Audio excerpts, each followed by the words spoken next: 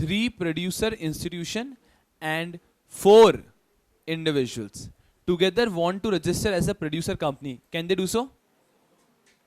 यहां पे कुछ लोगों का ओपिनियन अलग हो सकता है, yes या no में आ रहा है. The answer is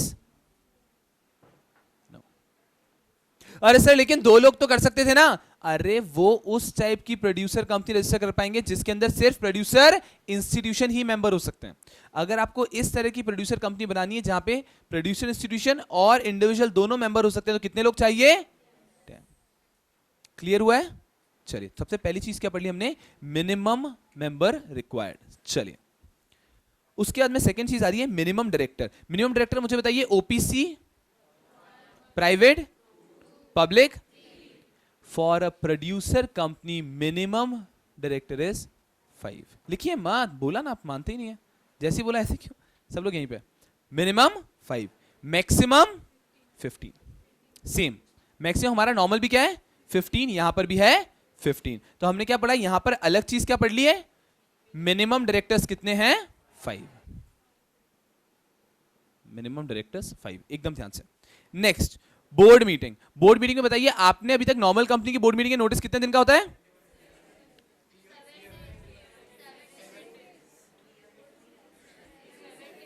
7 days. General meeting का notice is for 21 clear days. यहां पे नॉर्मली बोर्ड मीटिंग का नोटिस इज फॉर 7 डेज. ठीक है, चलिए. फ्रीक्वेंसी बताइए. अरे हाँ, इसमें भी 7 डेज. इसमें भी लिखिए मत, आप मान ही नहीं रहे आप लोग. मैं आपको कैसे समझाऊं?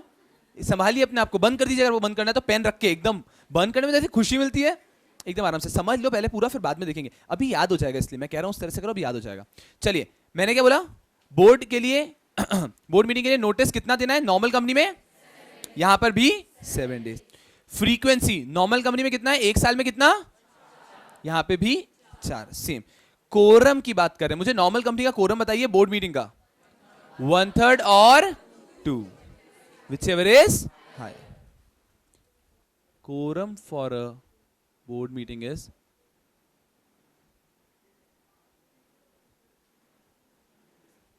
1/3 और 3, whichever is higher.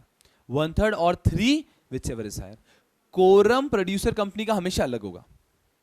चलिए, इसका देखते हैं. Annual general meeting, first AGM. मुझे अपना नॉर्मल कंपनी का होता फर्स्ट एजीएम कितने टाइम में होना चाहिए? 9 months from the end of financial year. यहां पे क्या लिखा है सब लोग ध्यान से? फर्स्ट एजीएम हो जानी चाहिए कंपनी के इनकॉर्पोरेशन से ही 90 डेज के अंदर. इनकॉर्पोरेशन हुआ ना कंपनी का, उससे ही 90 डेज के अंदर आपको अपनी फर्स्ट जनरल मीटिंग कर लेनी है. क्यों? अरे यारों, जैसे कि हम नॉर्मल कंपनी के अंदर क्या पढ़ते हैं कि जो कंपनी के मेंबर होते हैं उनको कंपनी के बिजनेस से कोई लेना देना. मैंने और आपने कल रिलायंस का शेयर खरीदिए, क्या हमको रिलायंस से कोई लेना देना है? क्या कोई लेना देना नहीं है. लेकिन यारों ऐसा नहीं होता है प्रोड्यूसर कंपनी में. प्रोड्यूसर कंपनी में जो मेंबर्स होते हैं ना, उनको उसके बिजनेस से लेना देना होता है. वो लोग ही तो बिजनेस करवाते हैं. एग्जाम्पल लेते हैं, एक विलेज है, वहां पे 50 लोग हैं. उस 50 लोग के सबके घर पे ही वहां पे काउज रहती हैं, सबके घर पे गाय हैं, सबके घर पे मिल्क मैन्युफैक्चरर. तो वो लोग क्या करते हैं? एक प्रोड्यूसर कंपनी बना लेते हैं और वो सारा मिल्क लाके सिटी में बेचते हैं.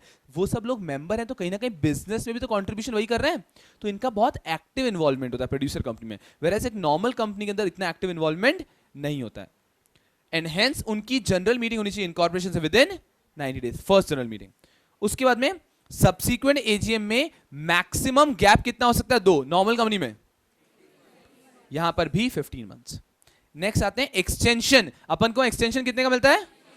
यहां पर भी 3 मंथ्स. उसके बाद में टाइम, हमारे वहां पे क्या था? टाइम मीटिंग का टाइम क्या हो सकता है? Business hours 9 to 6 type. Same. Place, registered office और any other place in the same city village of time, same. EGM, यहां पे एक लास्ट पॉइंट है. EGM on requisition of at least dash of total members. वहां पे EGM के लिए कितना था? 10%, 1/10. यहां पर EGM के लिए है 1/3. यहां पर EGM के लिए है 1/3. एक जो मैंने स्किप कर दिया, कोरम. कोरम ऑफ EGM, सब लोग ध्यान से.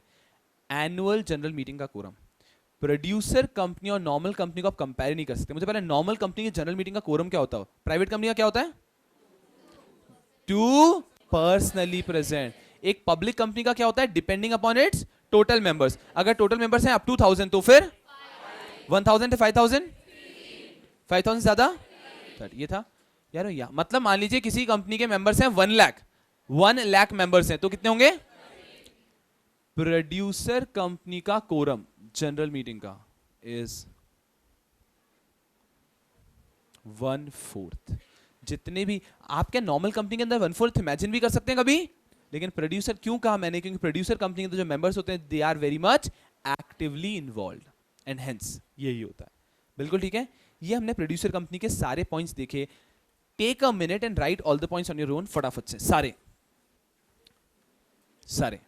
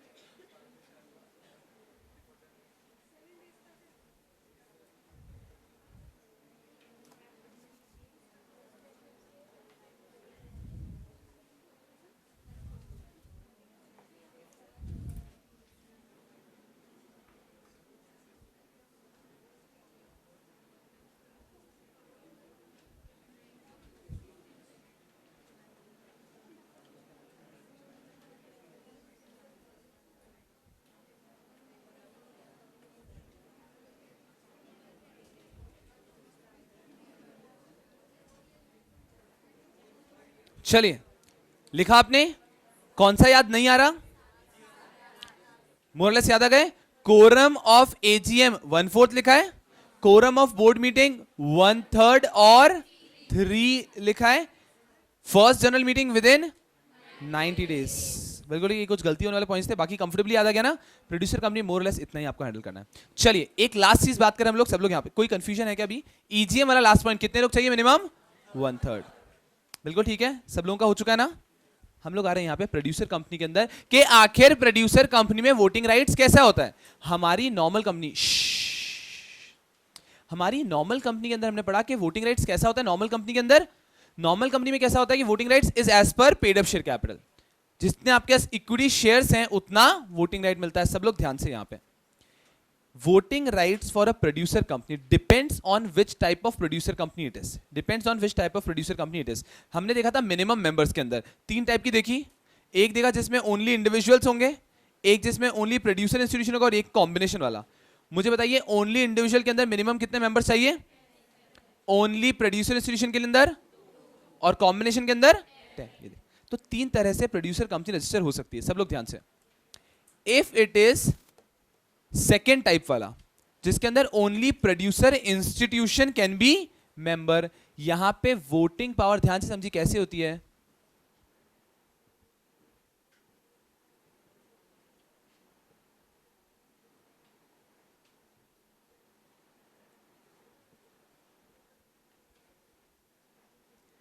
As per their contribution to the business, वो बिजनेस को जितना कंट्रीब्यूट करते हैं उतना वोटिंग राइट। मतलब माने जैसे बताया है कि एक विलेज के अंदर देयर आर 20 प्रोड्यूसर इंस्टीट्यूशंस, उन सब ने मिलके स्टार्ट कर लिया है और अब वो सब लोग मिल्क सप्लाई करते हैं, मिल्क को एक्यूमुलेट करते हैं फिर सेल करते हैं।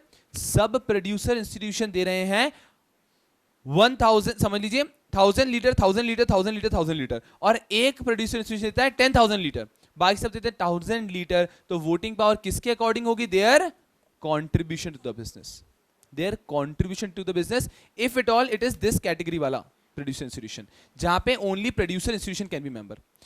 2 कैटेगरी और होती है, कौन सा? एक के अंदर जिसमें ओनली इंडिविजुअल्स है और एक कौन सा? इस केस में वेरी सिंपल, वोटिंग पावर होती है everyone gets a single vote irrespective of anything. Share कितने होल्ड कर रखे हैं, बिजनेस में कितना कंट्रीब्यूट कर रहे हो, किसी चीज से कोई लेना देना नहीं। अगर ये दोनों कैटेगरी है तो उसके अंदर सिंगल वोट। और अगर ये कैटेगरी है तो एज पर देयर कंट्रीब्यूशन। अरे जनरली कैसा होता है यारों, जब भी ये कैटेगरी आती है ना, ओनली प्रोड्यूसर इंस्टीट्यूशन, तो हार्डली 3 प्रोड्यूसर इंस्टीट्यूशन ही होते हैं, वही लोग मिलकर काम करते हैं। तो जितना कंट्रीब्यूशन ज्यादा देगा उसको वोटिंग पावर भी ज्यादा मिलना चाहिए, दैट इज व्हाई। अब एक सवाल आता है, साहब मान लीजिए चलो मैं एक प्रोड्यूसर इंस्टीट्यूशन हूं, आप भी एक प्रोड्यूसर इंस्टीट्यूशन है, हम दोनों ने मिलकर साथ में बिजनेस स्टार्ट किया। फर्स्ट ईयर में वोटिंग राइट कैसे दोगे? अभी तक तो बिजनेस हुआ ही नहीं है ना। बिजनेस होगा, कंट्रीब्यूशन आएगा, फिर नेक्स्ट ईयर तो समझ में आया पिछले साल के कंट्रीब्यूशन के हिसाब से कर लेंगे। फर्स्ट ईयर में कैसे करेंगे? यहां पे कुछ प्रॉब्लम है क्या? सिंगल वोट देना ना तो फर्स्ट ईयर में भी दे सकते हो। यहां पे प्रॉब्लम आती है फर्स्ट ईयर की, तो इस केस में फर्स्ट ईयर में वोटिंग पावर होती है as per share holding. Only in the first year, only in the first year the voting power will be as per share holding. Very easy to go. हमने क्या देखा यारों? हमने सिर्फ इतना सा देखा कि एक प्रोड्यूसर कंपनी के अंदर वोटिंग पावर कैसा होता है। एक प्रोड्यूसर कंपनी के अंदर वोटिंग पावर कैसा होता है? If at all it is a producer company comprising only of producer institution, if it is a producer company comprising only of producer institution, then the voting power will be as per their contribution to the business. And if at all it is a producer company comprising of individuals only or combination, it will be single vote. याद रहेगा? That is it about producer company. ये चीजें आपने ध्यान रखनी होती है about producer company. अब जो next topic आ रहा है, one of the easiest topic of your syllabus, the topic's name is LLP, Limited Liability Partnership. LLP. LLP, LLP एकदम यहां पे एकदम आ जाओ, बुक में कुछ भी नहीं है, एकदम कंफर्टेबली यहीं पे रहो। LLP आखिर बना कहां से?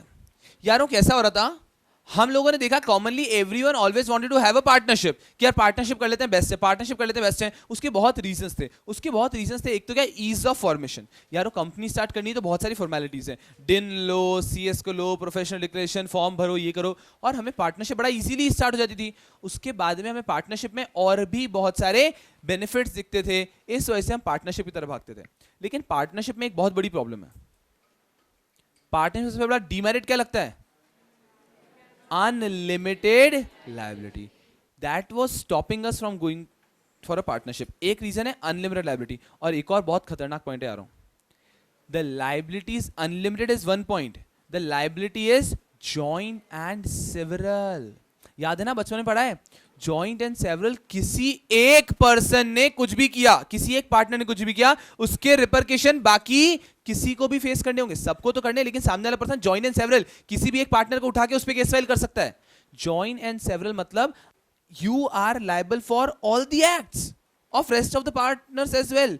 Joint and several, and hence that was very risky. तो ये पार्टनरशिप के कुछ डीमेरिट्स थे। कंपनी के साथ भी ऐसा ही था, कंपनी के कुछ बहुत सारे मेरिट्स थे, पर कंपनी के भी बहुत सारे डीमेरिट्स थे, कि कंप्लायंस बहुत ज्यादा हो जाता कंपनी के अंदर, आपको AO MO ये सारी चीजें बनानी पड़ती थी। तभी हम एक कंसेप्ट लाए, कंसेप्ट ऑफ LLP। इस LLP के कंसेप्ट ने क्या किया, पार्टनरशिप से भी जो उसके बेस्ट फीचर्स थे वो ले लिए, और कंपनी से भी जो उसके बेस्ट फीचर थे वो ले लिए। सबसे पहला तो हमने क्या लिया, जिस हमें पार्टनरशिप से सबसे बड़ी प्रॉब्लम थी अनलिमिटेड लायबिलिटी, तो कंपनी से हमने फीचर ले लिया लिमिटेड लायबिलिटी। LLP में होती है लिमिटेड लायबिलिटी। उसके बाद लेकिन हमें कंपनी के साथ प्रॉब्लम थी कि इतने मेंबर, मिनिमम मेंबर चाहिए, तो हमने वो ले लिया पार्टनरशिप से 2 or more person can anytime start a partnership. उसके अंदर पार्टनरशिप में जो जॉइंट एंड सेवरल का कंसेप्ट था ना, वो यहां पर नहीं है। जॉइंट एंड सेवरल लायबिलिटी का कंसेप्ट यहां पर एग्जिस्ट नहीं करता है। इस तरह से LLP is nothing. LLP is simply a mixture of company form as well as partnership. कोशिश किया है कि दोनों के बेस्ट फीचर्स लिए जाएं। चलिए देखते हैं नोट्स में कौन कौन से फीचर्स दिए। First, separate legal entity. वो किससे लिया होगा? Separate legal entity. चलिए next point, any 2 or more person. हमने पहले लिख दिया है, partnership can be comprised by any 2 or more person. LLP has perpetual succession. किससे लाए? Perpetual succession. Thereafter next is fourth point, ध्यान रखिए, LLP is governed by a agreement. LLP is governed by a agreement. ये किससे लाया होगा? Partnership. अरे वहां पे तो कंपनीज एक्ट होता है ना, यहां पे हम क्या कर सकते हैं, हम हमारा खुद का एक अग्रीमेंट बना सकते हैं। जो पार्टनरशिप डीड था, हम गवर्न होते हैं बाय अग्रीमेंट, ये मैं पार्टनरशिप से लाया। देयर आफ्टर फिफ्थ पॉइंट ये लिखा है कि जॉइंट एंड सेवरल लायबिलिटी नहीं होती। फिफ्थ पॉइंट ये है कि जॉइंट एंड सेवरल लायबिलिटी नहीं होती। सिक्स्थ और फिफ्थ पॉइंट दोनों वही कहते हैं कि जॉइंट एंड सेवरल लायबिलिटी नहीं होती। देयर आफ्टर सेवेंथ पॉइंट, हाँ ये एक नया फीचर है, सब लोग ध्यान से। एलएलपी के अंदर कैसा होता है यारों, एलएलपी के अंदर आपको पार्टनर्स चाहिए, उनमें से मिनिमम 2 लोगों को होना चाहिए, there must be yes at least 2 designated partners. LLP में ये खास फीचर है, डेजिग्नेटेड पार्टनर्स का कंसेप्ट पहली बार आया, वो पार्टनरशिप के अंदर, ये खुद से लेकर आया, the concept of designated partners. At least there must be 2 designated partners. Thereafter बस यहां तक मेजर फीचर हो जाते हैं जो हमें यहां पर पेन डाउन करने हैं। उसके बाद में पहले बुक में जो दिया उनको रैप अप करते हैं। एलएलपी शैल मेंटेन एनुअल अकाउंट्स, उनको अपने एनुअल अकाउंट्स मेंटेन करने लाइक अ कंपनी। उसके बाद में एवरी ईयर उनको statement of accounts and solvency भी सबमिट करना है। 10th पॉइंट देखिए क्या कह रहा है, accounts of LLP shall also be audited. नहीं, इनका कहने का मतलब क्या है, जी हाँ अकाउंट्स ऑडिट करना होता है, लेकिन ऐसा सबको नहीं करवाना है, there is a limit given. सब लोग यहां पे ऑडिट ऑफ एलएलपी, एलएलपी की ऑडिट के लिए लिमिट है अगर कंट्रीब्यूशन एक्सीड्स 25 लाख और अगर टर्नओवर एक्सीड्स 40 लाख तो ही इन्हें ऑडिट कराना जरूरी है। वहां पे कैसा लिखा है, accounts of LLP shall also be audited. Shall नहीं है, it depends, if it all it exceeds this limit, any of these limits, और तो फिर ऑडिट कंपलसरी है, अदरवाइज ऑडिट कंपलसरी नहीं है। तो वहां पे ये लिमिट्स को पेन डाउन कर लीजिएगा आप। उसके बाद में क्या लिखा है, नॉर्मल पॉइंट्स है कि इंडियन पार्टनरशिप एक्ट उस पर एप्लीकेबल नहीं होता, ऑफ कोर्स भाई उसका अपना एक्ट है। उसके बाद में कि सेंट्रल गवर्नमेंट उस पर इन्वेस्टिगेट कर सकती है एंड कोई कन्वर्जन भी चाहे तो कर सकते हैं, और कभी भी सेंट्रल गवर्नमेंट उसके लिए कोई स्पेशल रूल्स बना सकती है। It's okay. हमारे लिए सब लोग यहाँ भी रुक जाइए, जो पॉइंट्स इंपॉर्टेंट है वो सब यहाँ पर है। एग्जाम में जो बार बार लगातार क्वेश्चन, एलएलपी पर अगर क्वेश्चन आएगा तो क्या आएगा, चलिए यहाँ पे, या तो आएगा salient features of LLP, features of LLP क्या लिखना है, यही points, difference between LLP and partnership, या फिर difference between LLP and company, क्या लिखना है, यही पॉइंट, यही पॉइंट, यही पॉइंट्स को आपको स्ट्रक्चर करके लिखना है। तो आंसर आपका होगा हमेशा यही पॉइंट। सब लोग यहां पे देखिए, अब सोचिए अगर आपसे कोई भी एलएलपी के फीचर्स पूछ लेता है तो कौन कौन से फीचर्स आएंगे, सबसे पहला कंपनी के कौन कौन से लेंगे, separate legal entity, perpetual succession, limited liability, ये कहीं ना कहीं कुछ फीचर्स आ गए। पार्टनरशिप के कौन से फीचर्स लेंगे, 2 और मोर पार्टनर्स, हमारा खुद का अग्रीमेंट, उसके हिसाब से पार्टनरशिप का जॉइंट एंड सेवरल लायबिलिटी वो है क्या, नहीं है। इस तरह के आपको कुछ फीचर्स मेंशन करने हैं, that's it. This is all about LLP. LLP का एक और क्वेश्चन है जो नेक्स्ट पेज पे दिया है, उसको भी हम रैप अप कर लेते हैं। हुआ क्या यारों, जैसे ही एलएलपी को इंडिया में रिकॉग्नाइज कर लिया, एलएलपी को इंडिया में थोड़े टाइम पहले रिकॉग्नाइज किया, लेकिन अब्रॉड में एलएलपी का कंसेप्ट बहुत पहले से फंक्शनल है। तो इंडिया में एलएलपी को रिकॉग्नाइज कर दिया। अब अगर अब्रॉड की कोई भी एलएलपी इंडिया में प्लेस ऑफ बिजनेस अगर रखना चाह रही थी, अब्रॉड की कोई भी एलएलपी अगर इंडिया में प्लेस ऑफ बिजनेस रखना चाह रही थी, तो ये कहा गया कि उसको भी इंडिया में एक बार रजिस्टर करना होगा, उसको भी इंडिया में एक बार रजिस्टर करना होगा, और उसके लिए कुछ नॉर्म्स हैं।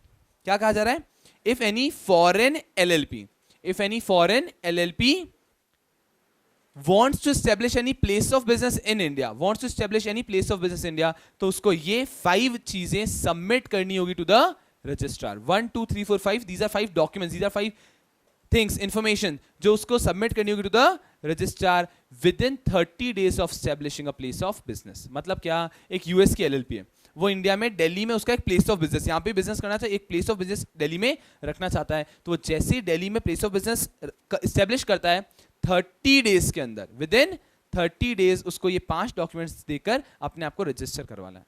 बिल्कुल सही है। क्वेश्चन आता है कि ये 5 डॉक्यूमेंट्स कौन से हैं, ये आपने लिख दिया है 25 लाख 40 लाख, या चलिए सवाल आता है कि ये 5 डॉक्यूमेंट्स कौन से हैं। सबसे पहला उसका सर्टिफिकेट ऑफ इनकॉर्पोरेशन, सबसे पहले उस एलएलपी का सर्टिफिकेट ऑफ इनकॉर्पोरेशन, फॉरेन का एलएलपी तो उसका सर्टिफिकेट ऑफ इनकॉर्पोरेशन होगा। सेकेंड, उसका full address of registered office. मुझे एक बात बताइए, उसका रजिस्टर्ड ऑफिस इंडिया में बाहर है? बाहर है ना, तो ये उस फॉरेन एड्रेस की बात कर रहे हैं। Third point, full address of place of business. बताइए प्लेस ऑफ बिजनेस इंडिया में बाहर है? इंडिया में, तभी तो रजिस्टर कर रहा है ना India. Fourth, list of all partners and designated partners, जो भी इसके डेजिग्नेटेड पार्टनर्स है उनकी लिस्ट देनी है। एंड लास्ट पॉइंट, टू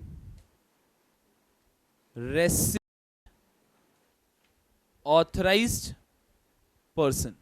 दो इसको रेसिडेंट लोग हमें ऑथराइज करके जाने, जिससे कि कल को अगर आरओसी को इनको कोई भी इंफॉर्मेशन देनी है तो आरओसी के अब्रॉड देते भेजेगा क्या? नहीं, आरओसी किसे देगा? इन दोनों को।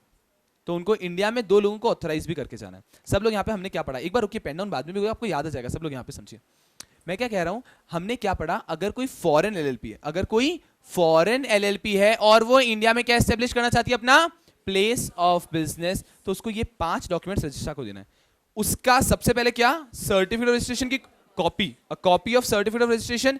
Second, full address of its registered office, full address of place of business, list of name of all it's partners and designated partners, and 2 authorised resident. मतलब इंडिया के 2 लोगों का नाम भी देना है कि अगर रजिस्ट्रार को कुछ भी काम है तो वो उसको, उन लोगों को कांटेक्ट करेगा, उन लोगों को नोटिस देगा।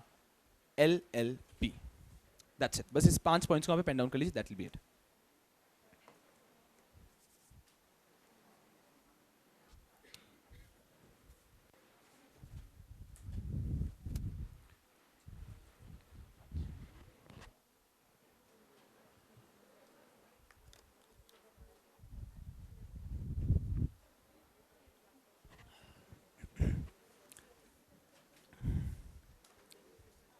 Is it done? या क्या बात है आपकी स्पीड। चलिए मैं आए। अब हम क्या बात कर रहे हैं? नेक्स्ट टॉपिक वो है जो आपने जीवन में कभी नहीं देखा। इट इज इम्पॉसिबल कि किसी ने ये टॉपिक पढ़ा होगा, application of company law to different sectors. सवाल ही पैदा नहीं होता किसने मॉड्यूल से टॉपिक पढ़ लिया होगा। चलिए यहां पे हम इस टॉपिक को रैप अप करते हैं एक बार। Application of company law to different sectors, ये क्या कहना चाह रहे हैं? पहले सब लोग यहां पे फॉलो करिए। अरे सुनो सुनो सुनो सुनो यार, मेरी बात को समझिए। कैसा है? मुझे कोई मजा नहीं आता that I take up all the chapters of the module, but trust me, the reason of less result और the reason of failure when I say ना, the reason is this that we skip पहले के 7-8 chapter, we skip end के 7-8 chapter. Normal tendency every time. तो उसकी वजह से क्या होता है? उसकी वजह से जो इनके इजी क्वेश्चंस है ना, वो तो आपके हाथ से गए। अब आप कौन से फेस करने चाहते हो? Director, general meeting. वो भले आप पढ़ के भी गए तो इतना अच्छा स्कोर नहीं कर पाते हैं, एंड फ्लंक हो जाते हैं। And hence the only key to pass is, trust me, very easy. सारे चैप्टर पढ़ के जाओ, इज्जत से आराम से पास हो जाओगे। Number of hours of study उतना ही रखो भले ही, लेकिन वो कंपैरेटिवली डिवाइड करो बिटवीन ऑल द चैप्टर्स। चलिए छोड़िए, यहां पर आते हैं application of company different sector. सबसे पहले आखिर ये चैप्टर कहना क्या चाहता है? ये चैप्टर बात कर रहा है, पूरा फोकस बोर्ड पे ही, application of companies act to companies like, application of companies act to companies like banking company, electricity company, insurance company, etcetera etcetera. ये बात कर रहा है कि एक कंपनीज एक्ट आखिर ये इन कंपनीज पे किस हद तक एप्लीकेबल होता है। Application of companies act to insurance, banking, electricity, और I can say and companies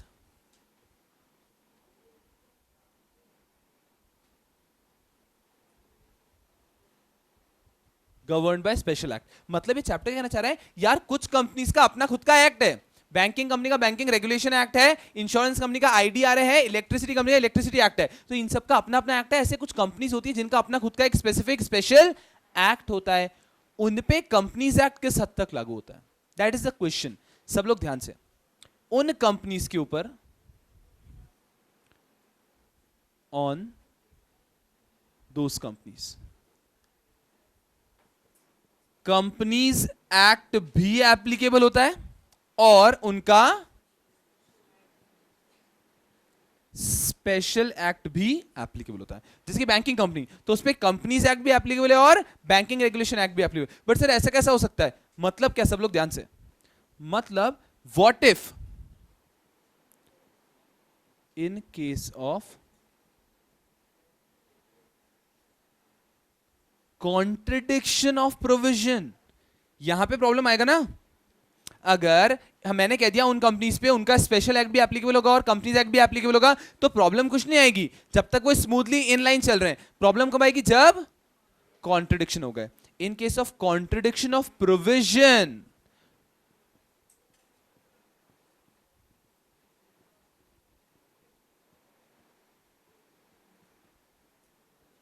what will happen?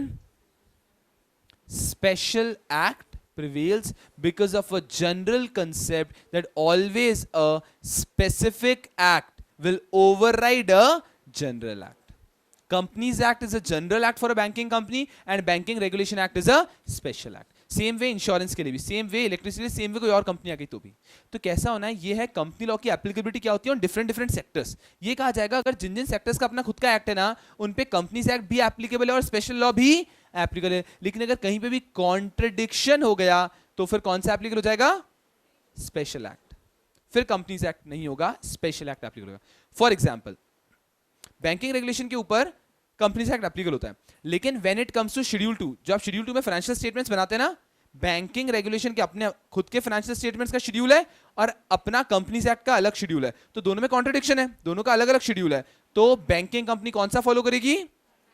Banking regulation act का शेड्यूल। एंड हेंस आपने कभी भी अकाउंट्स में इतनी बैलेंस शीट बनाई है, कभी आपने बैंकिंग कंपनी की बैलेंस शीट नहीं बनाई है, बिकॉज उसकी बैलेंस शीट का फॉर्मेट जो हम पढ़ते हैं उस फॉर्मेट में ही नहीं होती है, बिकॉज उनके एक्ट में उनका अलग फॉर्मेट दे रखा है। बिल्कुल क्लियर है कंसेप्ट? चलिए पेन डाउन कर लीजिए फुल स्पीड में, जिस भी तरह से आप करना चाहते हैं उस पेज पे।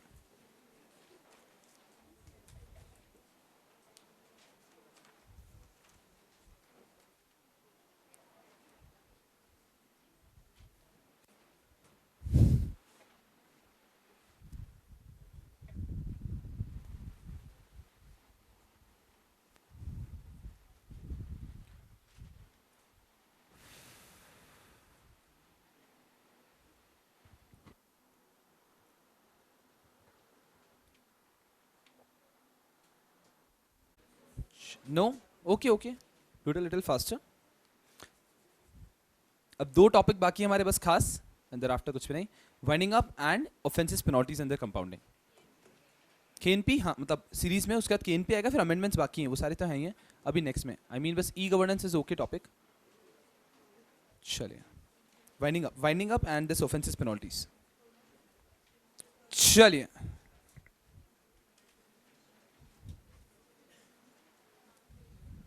Is that done? चलिए यार अब पूरा फोकस यहां पे में आए, कोई है जो लिख रहे हैं? डन। चलिए अब पूरा फोकस यहां पे आ रहा हूं। We are coming on the chapter of offences penalties and compounding. उसके पहले आप लोगों ने कुछ पता होना चाहिए। चलिए सब लोग यहां पे, सब लोग यहां पे बिल्कुल मूवमेंट नहीं।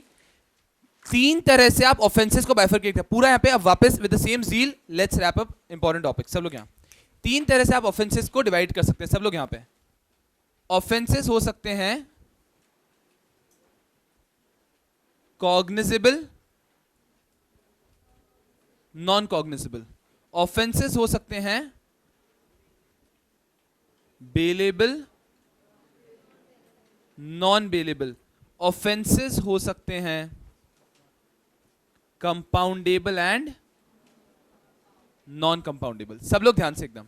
ऑफेंसेस को हम पूरा फोकस यहां, ऑफेंसेस को हम कैटेगराइज कर सकते हैं as cognizable, non cognizable, bailable, non bailable and compoundable, non compoundable. सबसे पहले लेते हैं कॉग्निजेबल, नॉन कॉग्निजेबल। एकदम ध्यान से। कुछ ऑफेंसेस होते हैं कॉग्निजेबल ऑफेंसेस, कुछ होते हैं non cognizable offences. Cognizable offences are those offences in which the police or the court can take cognizance on its own. Can take cognizance on its own मतलब क्या, जो कॉग्निजेबल ऑफेंसेस हैं उनके अंदर you don't need a arrest warrant. आप बिना arrest warrant कौन देता है? मैजिस्ट्रेट। बिना मैजिस्ट्रेट से अरेस्ट वारंट लिए आप जाके किसी को अरेस्ट कर सकते हो कॉग्निजेबल ऑफेंसेस। इसमें the police can take cognizance on its own, उसको किसी भी मैजिस्ट्रेट से कॉग्निजेंस लेने की जरूरत नहीं है। The police can very well take cognizance on its own. बिल्कुल ठीक है। चलिए, non cognizable offences in which the police can not take cognizance. अगर पुलिस को अरेस्ट करना है तो क्या लेने की जरूरत है? Arrest warrant. बताइए मुझे, सीरियस वाले कौन से होंगे?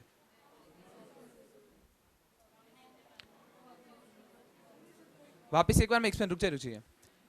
कॉग्निजेबल ऑफेंसेस वो हैं जिसमें बिना अरेस्ट वारंट के भी आप उस पर्सन को अरेस्ट कर सकते हैं। सीरियस वाले कौन से होंगे? Of course cognizable. मतलब समझिए, आपको ऐसा डर लग रहा है कि आप अरेस्ट वारंट लेने जाएंगे इतने तो वो person, and hence cognizable. Serious ones arrest warrant ले सकते हैं आप, अरेस्ट वारंट की यहां पर कोई जरूरत नहीं है, बिना अरेस्ट वारंट के भी आप अरेस्ट कर सकते हैं cognizable offences. Bailable, non bailable. Bailable offences गलत। Bailable, non bailable, I believe majority of you को थोड़ा गलत कंसेप्शन होगा, इसको क्लियर कर देते हैं एकदम आराम से। आप लोगों ने अगर ये पढ़ा है, bailable offences are those offences जिसमें बेल मिलती है, नॉन बेलेबल ऑफेंस दोज जिसमें बेल नहीं मिलती, तो गलत है। ऑफ कोर्स सब लोग यहां पे एकदम आराम से। Bailable offences are those offences in which you get bail as a matter of right. Bailable offenses are those offenses in which you get bail as a matter of right। मतलब bell मिलेगा ही मिलेगा। अगर bailable offence क्या है तो bail मिलेगा, you can get bail as a matter of right. यहां पे बेल मिलता है as a matter of right, मेरा हक है बेल लेना। Non bailable offences are those offences in which you do not get bail as a matter of right. मतलब ऐसा नहीं कि बेल मिलेगा ही मिलेगा, you can argue in the court and thereafter you can get bail। ये कभी नहीं सोच सकते कि नॉन बेलेबल में बेल ही नहीं मिलता है। नॉन बेलेबल के अंदर भी बेल मिल सकता है, you have to argue and convince the judge and you can get a bail। point is simple, bailable offenses are those offenses in which you get bail as a matter of right, as a matter of right। Non bailable वो जिसके अंदर as a matter of right नहीं मिलता है। मुझे बताइए serious वाले कौन से होंगे? Non bailable. चलिए लास्ट, कंपाउंडेबल, नॉन कंपाउंडेबल वो ऑफेंसेस जिसके अंदर आप कॉम्प्रोमाइज करना अलाउड है। कॉम्प्रोमाइज करना अलाउड है कि मतलब क्या है? दे लेकर खत्म करना, मतलब you just pay a fine and that will be it. जिन ऑफेंसेस के अंदर कॉम्प्रोमाइज अलाउड है उन्हें कहा जाता है कंपाउंडेबल। जहां पे कॉम्प्रोमाइज अलाउड है, जिन ऑफेंसेस के अंदर कॉम्प्रोमाइज अलाउड नहीं है उन्हें कहा जाता है नॉन कंपाउंडेबल। सीरियस वाले कौन से होंगे? Non compoundable. एकदम इजी टू गो। चलिए दैट वाज इट, इतना आपको जनरली पता होना चाहिए। अब हम इस चैप्टर के अंदर जाते हैं। चैप्टर के अंदर सबसे पहले हमारे काम का है वो है कंपाउंडेबल, नॉन कंपाउंडेबल। सब लोग ध्यान से यहीं पे, कंपाउंडेबल और नॉन कंपाउंडेबल सबसे पहले रैप अप करते हैं। कौन से होते हैं कंपाउंडेबल, कौन से होते हैं नॉन कंपाउंडेबल। सबसे पहले हमने समझ, ये तो समझ लिया, वो offences which are eligible for compromise are compoundable, which are not eligible for compromise non compoundable. अब सर पता कैसे चलेगा कौन सा कंपाउंडेबल कौन सा नॉन कंपाउंडेबल? सब लोग ध्यान से, हम लोगों ने इतनी देर तक पनिशमेंट देखे, कुछ जगह पे लिखा होता है this offence is punishable with fine और इंप्रिजनमेंट और both. This offence is punishable with fine and imprisonment. This offence is punishable by only fine. This offence is punishable by only imprisonment. इस तरह के सेक्शंस देखते ना हम यार, सब लोग ध्यान से।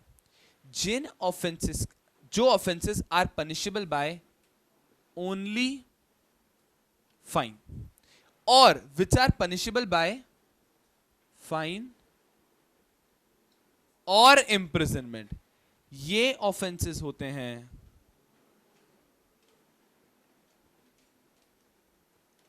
Compoundable. And those offences which are punishable by only imprisonment और by fine and imprisonment, these are non compoundable। मतलब जहां पे इंप्रिजनमेंट और में है या फिर सिर्फ फाइन ही है, दीज आर कंपाउंडेबल, कॉम्प्रोमाइज लेकर आप खत्म कर सकते हैं, these are eligible for compromise. और ये ओनली इंप्रिजनमेंट या फिर फाइन एंड इंप्रिजनमेंट है, these are not eligible for compromise. उसके बाद में एक सवाल आता है कि आखिर कॉम्प्रोमाइज हो रहा है तो कौन करेगा, आखिर कॉम्प्रोमाइज हो रहा है तो कौन करेगा। सब लोग ध्यान से, अगर the offence is punishable by only fine and the fine amount is up to 5 lakh, तो ये कर सकता है regional director. If it is punishable with only fine but the fine amount exceeds 5 lakh, तो कर सकता है ओनली ट्रिब्यूनल। सब लोग यहीं पे एकदम आराम से, हम बात कर रहे हैं कि कंपाउंडिंग आखिर कौन कर सकता है। अगर an offence is punishable by only fine and the fine amount is up to 5 lakh rupees, तो कौन कर सकता है, regional director. And if the fine amount exceeds 5 lakh rupees, तो फिर कौन कर सकता है, ट्रिब्यूनल। सर और मान लीजिए ये वाला केस है, तो फाइन और इंप्रिजनमेंट, यहां पे अगर कंपाउंडिंग करनी है तो होगी only by a court, only by special court. आपने कोर्ट से परमिशन लेकर ही आप कंपाउंडिंग कर सकते हैं, आप कोर्ट से परमिशन लेने के बाद ही कंपाउंडिंग कर सकते हैं। जो जो चीज यहां पे लिखी है वहां पे तो कंपाउंडिंग हो ही नहीं सकती ना, compounding is not allowed, compromise is not allowed, non compoundable. यहां पे कॉम्प्रोमाइज हो सकता है, ओनली फाइन वाले हैं तो up to 5 lakh regional director, exceeding 5 lakh tribunal, fine और इंप्रिजनमेंट है तो स्पेशल कोर्ट की परमिशन से। एक बार बस नोट्स में देख लीजिए, उसमें थोड़ा अलग फॉर्मेट में है, इफ यू आर कंफर्टेबल बस एक बार देख लीजिए।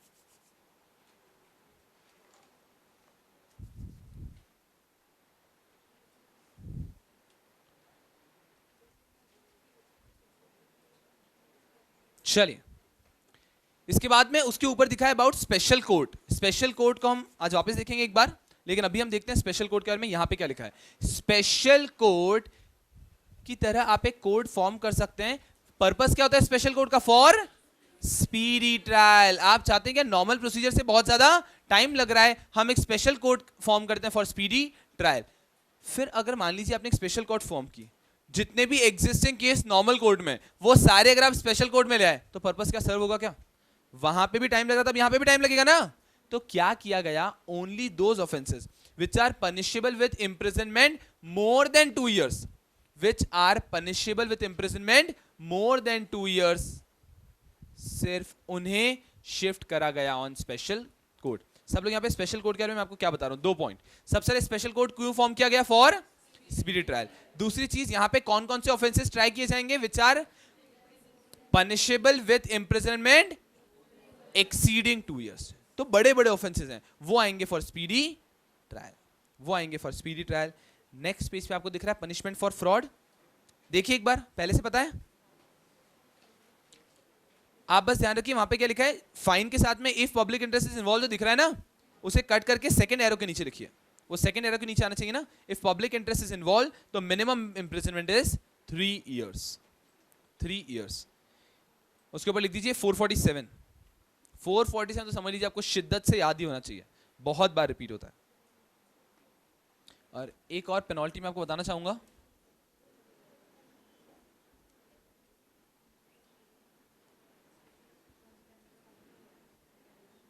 Punishment for offence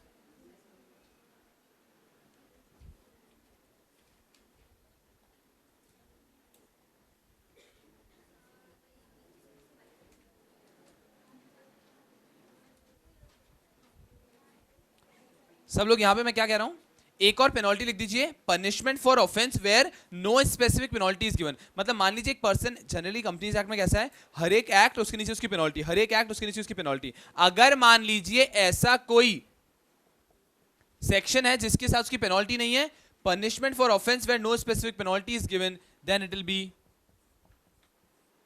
fine of 10,000 and if it is a continuing default 1,000 per day. Fine of 10,000 and if it is a continuing one, 1,000 per day.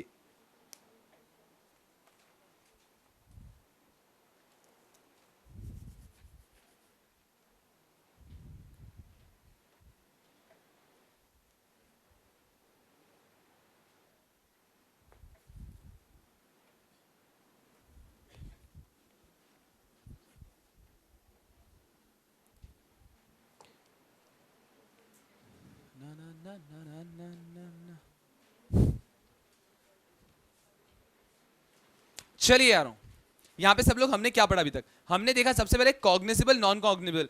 मुझे बताइए किसके अंदर अरेस्ट वारंट की जरूरत नहीं होती? कॉग्निजिबल। बेलेबल नॉन बेलेबल तो clear है, as a matter of right मुझे बेल मिलेगा, that those are bailable offences. Compoundable non compoundable, जिसके अंदर कॉम्प्रोमाइज अलाउड है, दे आर कंपाउंडेबल। वहां पे कौन कौन से ऑफेंसेस कंपाउंडेबल होते हैं? पनिशेबल ओनली विथ फाइन और फाइन और इम्प्रिजनमेंट। अगर ओनली विथ फाइन है तो कौन करेगा? Depending on the value of fine. If at all the fine का amount is up to fine, कौन करेगा? RD, regional director. And the fine amount exceeds 5 lakh तो फिर ट्रिब्यूनल। और मान लीजिए if the offence is punishable with fine और imprisonment तो फिर स्पेशल कोर्ट। एकदम क्लियर अप हो गया? चलिए यारों, इसके बाद में directly moving to very important chapter, winding up. एकदम ध्यान से, एकदम कंफर्टेबल जाएगा। हो सकता है इसमें भी कोई मिसकंसेप्शन हो तो क्लियर हो जाएंगे। Winding up,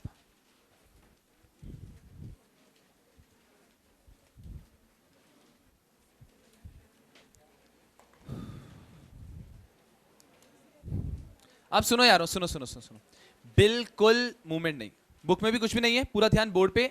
I don't want you to read anything in the book, I don't want you to read anything in the book. तो सब लोग यहीं पे, बिल्कुल ठीक है, बुक में कुछ पढ़ना नहीं है, सबका फोकस अब यहाँ पे, एकदम ध्यान से। Winding up, winding up, winding up.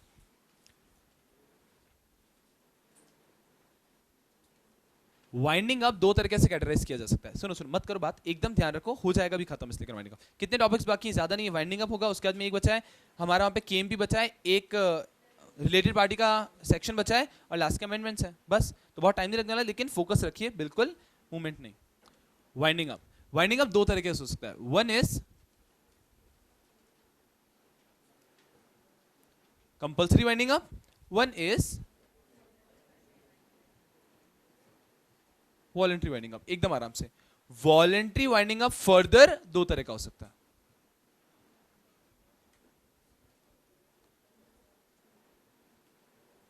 Members voluntary winding up and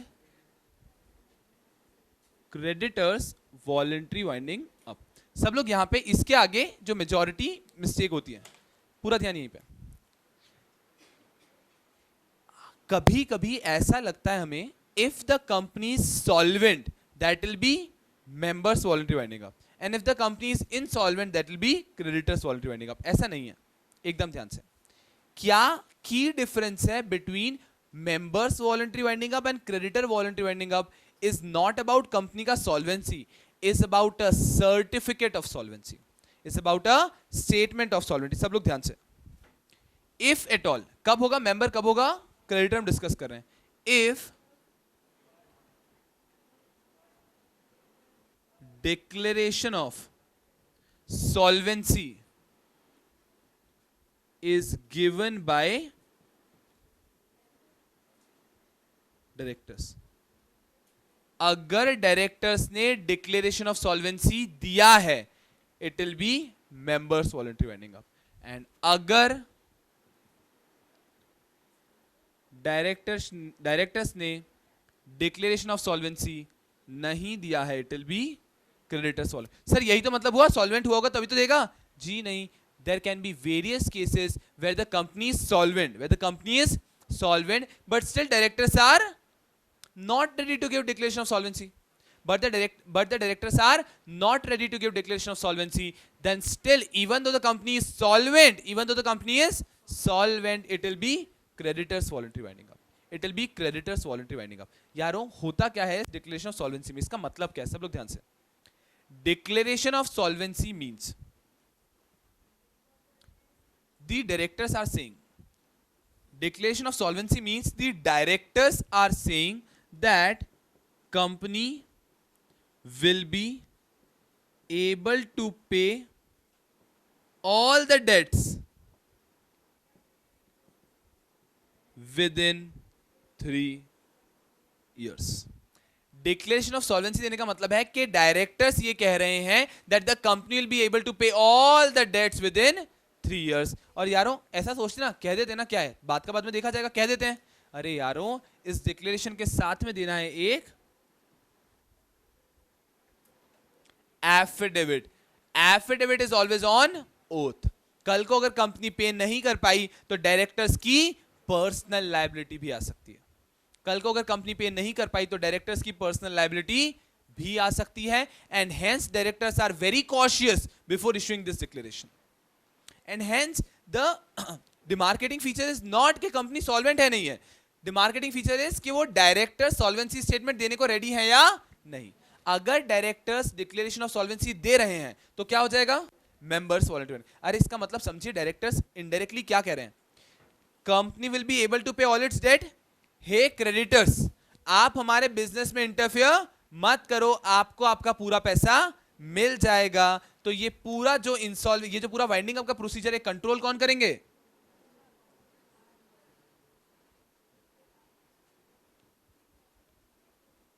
members will control.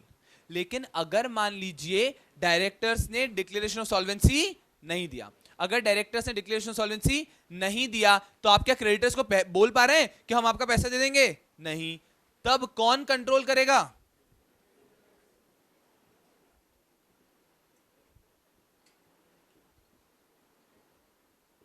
Creditors will control. Members voluntary winding up, creditors voluntary winding up. Members voluntary winding up के अंदर मेंबर्स कंट्रोल करते हैं पूरे proceeding को, creditors voluntary winding up के अंदर creditor control करते हैं पूरे प्रोसीडिंग को।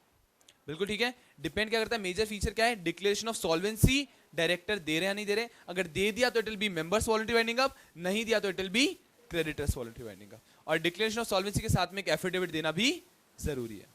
उसके बाद में आता है कंपल्सरी वाइंडिंग अप। इसके अंदर व्हाट डू यू थिंक किसके कंट्रोल में होगा, court will control, court will control. एकदम यहीं पे, अभी तक खत्म नहीं हुआ है। ये पूरी चीज समझ गई एक बार, यहां पे कोई कंफ्यूजन है क्या, ये चीजें खत्म हो गई। अब सब लोग ध्यान से, एक चीज समझ नहीं आती कि आखिर साहब वॉलंटरी वाइंडिंग अप किन किन सर्कमस्टेंसेस में हो सकता है, किन किन सर्कमस्टेंसेस में वॉलंटरी वाइंडिंग अप हो सकता है। यारों उसके लिए आपको बचपन में जाना होगा।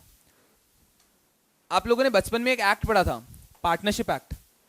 दो तरह की पार्टनरशिप होती है, पार्टनरशिप एक्ट विल और पर्टिकुलर पार्टनरशिप। किसी को याद होगा तो partnership act will and particular partnership. वहां पे हमने ये देखा था कि अगर कोई पर्टिकुलर पार्टनरशिप है तो वो कब एंड होती है। Particular partnership refers to a partnership जिसके अंदर आपने डिसाइड कर लिया है एक टेन्योर और एक इवेंट जिसपे वो पार्टनरशिप एंड होगी। चलिए कोई बात नहीं, हम बात कर रहे हैं वॉलंटरी वाइंडिंग अप का। वॉलंटरी वाइंडिंग अप, एक कंपनी वॉलंटरी वाइंडिंग अप कब करती है, सब लोग ध्यान से। वॉलंटरी वाइंडिंग अप होता है तीन सर्कमस्टांसेस में। वन, व्हेन एओए के अंदर, व्हेन आर्टिकल्स ऑफ एसोसिएशन के अंदर, आर्टिकल्स ऑफ एसोसिएशन के अंदर आपने कुछ इवेंट या कुछ ड्यूरेशन मेंशन किया था। सबसे पहला पॉइंट हो गया, आर्टिकल्स ऑफ एसोसिएशन के अंदर कोई ड्यूरेशन स्पेसिफाई किया था और वो ड्यूरेशन खत्म हो गया। एओए के अंदर आपने कोई ड्यूरेशन स्पेसिफाई किया था और ड्यूरेशन खत्म हो गया।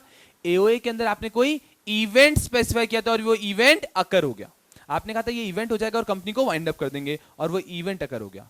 इन दो केसेस में वॉलंटरी वाइंडिंग अप होगा। और तीसरा केस है if it all the company passes a special resolution to that effect, कि कंपनी खुद कह रही है कि वाइंड अप कर लेते हैं। सब लोग ध्यान से, तीन केसेस में होता है voluntary winding up. First, if a duration has been specified in the AOA and वो duration complete हो गया। if an event has been specified in the AOA के event होने पे हम winding up कर लेंगे और वो event occur हो गया। ये हुआ तो कर सकते हैं, और या फिर अगर ऐसा कुछ भी नहीं है लेकिन अगर आप स्पेशल रेजोल्यूशन पास करके वाइंड अप करना चाहते हैं तो आप वाइंड अप कर सकते हैं। सब लोग ध्यान से, हम रबिंग इट अप। ये आपके पास सब लिखा हुआ है, डिक्लेरेशन ऑफ सॉल्वेंसी वगैरह आपको ऐड करना होगा। Okay, let it be, I right it here. सब लोग ध्यान से, हम लोग क्या पढ़ रहे हैं, कब वॉलंटरी वाइंडिंग अप हो सकता है। फर्स्ट, एओए के अंदर क्या यारों, ड्यूरेशन, और वो ड्यूरेशन कंप्लीट हो गया। एओए के अंदर क्या मेंशन किया है, इवेंट, और वो इवेंट हैज टेकन प्लेस, अकर कर गया। एंड लास्ट पॉइंट इज, ऐसा कुछ भी नहीं हुआ but you people are passing a special resolution. ऐसा कुछ नहीं हुआ but you are passing a special resolution.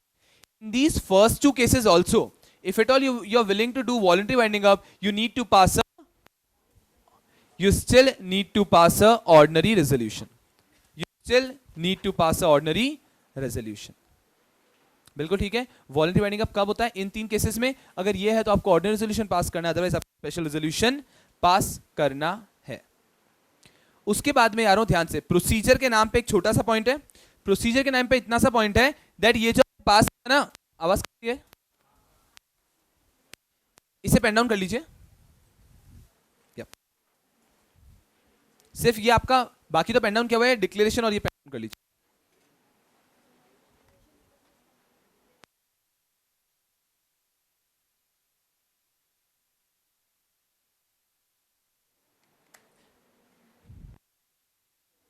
Hello, चलिए आप पेन डाउन करना चाह रहे हैं? पहले 1 मिनट मुझे दे दीजिए ना, मैं रैप अप ही करता हूं ताकि आप लोग कंफर्टेबल हो। पूरा खत्म होता है तो ठीक है। चलिए यहाँ पे आ जाइए। हमने अभी तक क्या पढ़ा? हमने अभी तक ये पढ़ा वाइंडिंग अप 2 तरह की, कंपलसरी और वॉलंटरी। वॉलंटरी के अंदर 2 तरह की, मेंबर्स और क्रेडिटर। मेंबर कब होगा? अगर जब directors have given declaration of solvency, तो हो जाएगा members voluntary winding up, members will control. And if the directors haven't given declaration of solvency, it will be creditors. बिल्कुल सही है। किन 3 केसेस में it is voluntary winding up? If there has been a duration specified in AOA, duration complete, event specified, event occur, and the third one was by passing a special resolution. सब लोग ध्यान से, यहाँ पे इन दोनों case में भी आपको क्या पास करना जरूरी है? एक ऑर्डिनरी रेजोल्यूशन। इसका प्रोसीजर इतना सा है कि या तो आपने पास किया होगा एक ऑर्डिनरी रेजोल्यूशन या फिर एक स्पेशल रेजोल्यूशन। इसको आपको क्या करना है? ऑफिशियल गजेट में भी देना है और इसको आपको रीजनल न्यूज़पेपर में भी देना है, and you can go for winding up. बस इतना सा। वॉलंटरी वाइंडिंग अप में प्रोसीजर इतना सा है। इन 3 केस में वॉलंटरी वाइंडिंग अप हो सकता है। ये रेजोल्यूशन को आपको फिर ऑफिशियल गजेट और रीजनल न्यूज़पेपर में देना है, and that will be it, and that will be it. चलिए अब पेन डाउन कर लीजिए जो भी आपका बचा हुआ पार्ट है।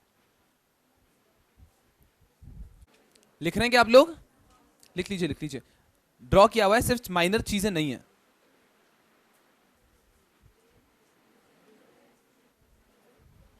ध्यान से चलिए, let's do it. Winding up, winding up, winding up. एक छोटी सी बात और करना चाहता हूं about winding up. Winding up में एक दो बार एक क्वेश्चन आया, who can file a petition for winding up. एक क्वेश्चन आया, who can file a petition for winding up. इससे इजी क्वेश्चन ही नहीं हो सकता। 6 points are there and I tell you they include everyone.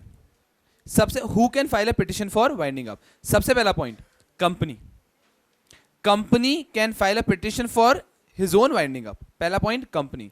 Second point creditor, company के creditor can file a petition for winding up. Third point contributory, के company के contributories मतलब shareholders वगैरह, ये लोग can file a petition. Fourth point तो बेहतरीन, ये जो पॉइंट 1, 2, 3 में पढ़ा ना, दीज पीपल अलोन और together can file a petition for winding up. Next point, even ROC can file a petition for winding up. And last point, even government can file a petition for winding up. मतलब they almost include everyone. This question has been asked in examination, I believe twice. The question is, who can file a petition for winding up? एकदम easy to go. Who can file a petition for winding up? Easiest answer I'll say. Look, first point एकदम आप समझे भी, याद ही हो जाएगा। First point, company, company खुद file कर सकती है। Second point, कंपनी के creditors.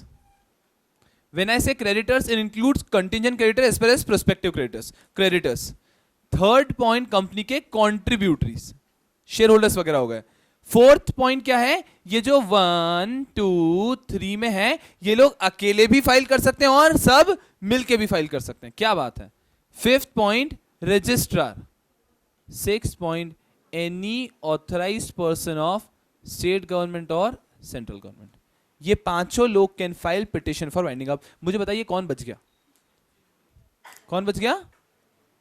सब तो ले लिए, आपको रेगुलेट कौन कर रहा है? ROC या सेंट्रल गवर्नमेंट? कवर्ड।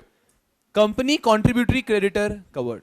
तो almost everyone has been covered यहां पे। याद है ना ये पॉइंट? चलिए, I don't think you will need to write it down, it's all done. चलिए, who can file petition for winding up?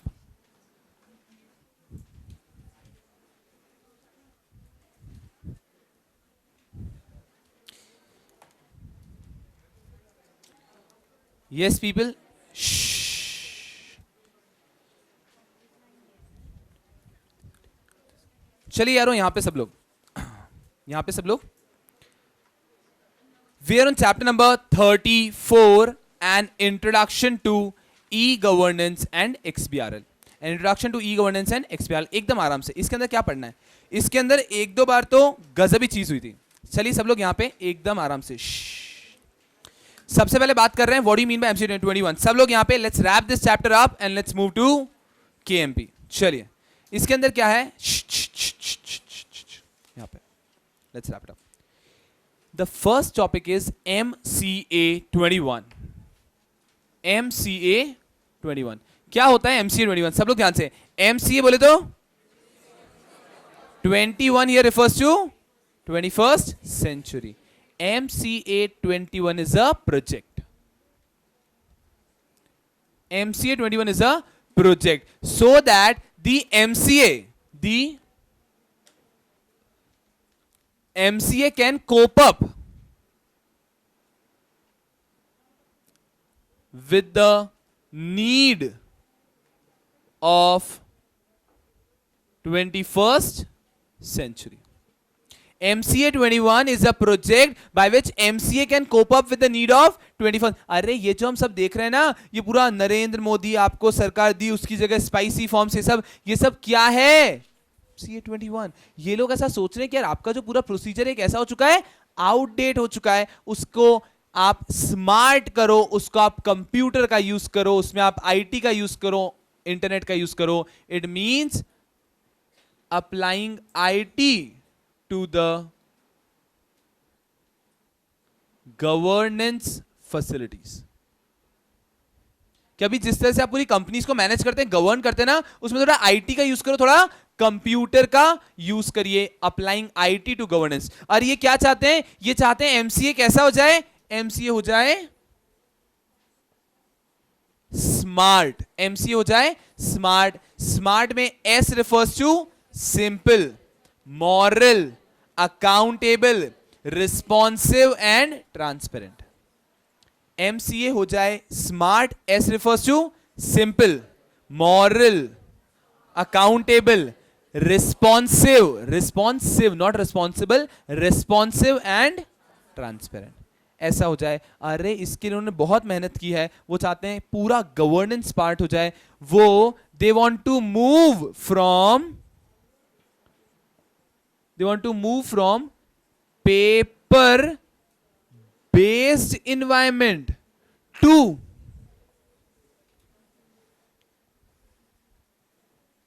paperless environment. They want to move from paper based environment to paperless environment, and for this they have even introduced various e-forms have been introduced. This is MCA 21. एकदम आराम से. MCA 21 क्या है? MCA 21 is a project कि हमारा जो ministry of corporate affairs है वो 21st सेंचुरी की नीड्स को कोप अप कर पाए. उन्होंने कोशिश किया जो भी आईटी, जो भी इंटरनेट, जो कंप्यूटर फैसिलिटीज हैं, उस पूरे आईटी को ये अप्लाई कर दें ऑन करंट गवर्नेंस प्रैक्टिसेस. इस तरह से उन्होंने एमसीए 20 किया. वो चाहते हैं कि एमसीए कैसा हो जाए? पूरा स्मार्ट हो जाए. वो हो जाए S for simple, moral, accountable, responsive, transparent. उन्होंने इसके लिए कोशिश किया पूरा जो पेपर बेस्ड है ना, कि आपको सबमिट करना होता है फॉर्म, वो सब हट जाए. And it should be paperless. And उसके लिए उन्होंने बहुत सारे ई फॉर्म्स भी इंट्रोड्यूस कर दिए हैं. अब आप बहुत सारी चीजें ऑनलाइन कर सकते हैं because of MCA 21, because of MCA 21. चलिए रुकिए. उसके बाद दिख रहा है organisation of ROC office under MCA 21. कि आरओसी ऑफिस एमसीए 21 के अंदर कैसा हो गया? सब लोग यहीं पर रहेंगे मेरे साथ. आरओसी का ऑफिस एमसीए 20 के अंदर कैसा हो चुका है? उन्होंने डिवाइड कर दिया. एक कर दिया है फ्रंट ऑफिस और एक हो गया बैक ऑफिस. अरे यारों आप समझिए ना, आपने अभी हाँ आप लोगों ने भी एग्जामिनेशन फॉर्म भरा होगा ना सीएस का, तो कैसा जाके भरा था? ऑनलाइन भरा. तो ये जो आपकी ऑनलाइन स्क्रीन थी ना, वो आपका फ्रंट ऑफिस था. और जैसे ही आपने उस ऑनलाइन स्क्रीन पे फॉर्म भर के सबमिट कर दिया, वो फॉर्म कहीं ना कहीं गया होगा. नोएडा में हो सकता है कि इनका कुछ एक हेड ऑफिस हो, वहां पे फॉर्म गया होगा. तो वहां पर क्या है? उनका back office. There people are physically present. Front office में है क्या? अब it is just a screen. फिलहाल हम बात करते हैं आरओसी का. आरओसी ने भी यही कोशिश की, जो सीएस इंस्टीट्यूट ने किया है, आरओसी ने भी वही कोशिश की। सब लोग ध्यान से, आरओसी ने क्या किया, अपने फ्रंट ऑफिस को डिवाइड कर दिया है। अभी फिलहाल के लिए दो ऑफिसेस हैं, इनके फ्रंट दो ऑफिसेस हैं। एक है फिजिकल फ्रंट ऑफिस, एक है virtual front office. Virtual front office वो जो इनको लॉन्ग टर्म में करना है, जैसे कि वेबसाइट हो गई वर्चुअल फ्रंट ऑफिस, कि एक पर्सन को जाना है सिर्फ एमसीए की वेबसाइट पे फॉर्म भरना है, दैट्स इट। यही इनका लॉन्ग टर्म एम है, यही वो करना चाहते थे। अरे लेकिन आपको लगता है क्या कि वो एक दिन में हो जाएगा? अरे बहुत सारे लोग हैं ना जो डायरेक्टली कंप्यूटराइज नहीं कर पा रहे हैं, उनके लिए फॉर सम पीरियड उन्होंने वर्चुअल के साथ साथ फिजिकल फ्रंट ऑफिस भी कहा है। इन फिजिकल फ्रंट ऑफिस को कहा जाता है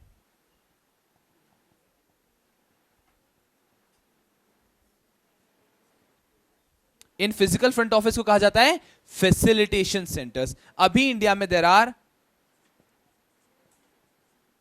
53 फैसिलिटेशन सेंटर्स। यहां पे क्या होता है, यहां पे सारा इंफ्रास्ट्रक्चर होता है।